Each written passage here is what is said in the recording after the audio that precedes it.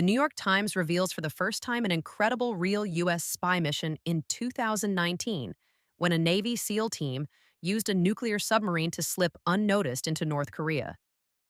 The mission was so secret, it required President Trump's direct approval. However, the secret mission quickly unraveled into a deadly disaster that risked igniting war. We received a tip about a mission that was so risky and frankly outlandish that I didn't even think it was real. The mission happened in 2019. At the time, President Trump and Kim Jong-un were in the middle of high-level nuclear talks. The mission was to plant a listening device. That device could give the US an edge in all of the negotiations, but it also came with substantial risks. The mission started with a nuclear submarine motoring into North Korean territorial waters. The nuclear sub stopped and released 2 mini-subs that headed into the bay.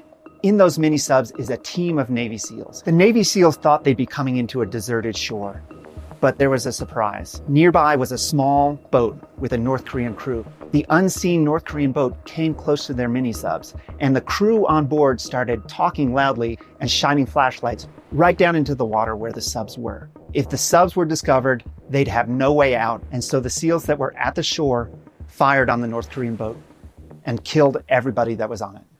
The SEALs on shore swam to the boat to make sure everybody was dead. When they got there, they didn't find any uniforms or weapons that suggested the people were security forces or military.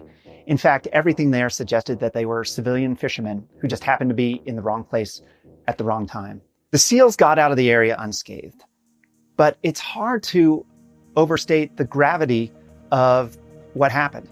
The United States put troops on the ground in an unpredictable dictatorship with nuclear weapons, killed civilians, and took extreme strategic risks. This was just one mission, but people within the special operations world say it's part of a broader problem that has plagued special operations for decades. There's never any real outside scrutiny that lets the public and the nation as a whole look at what went wrong. Everything remains top secret.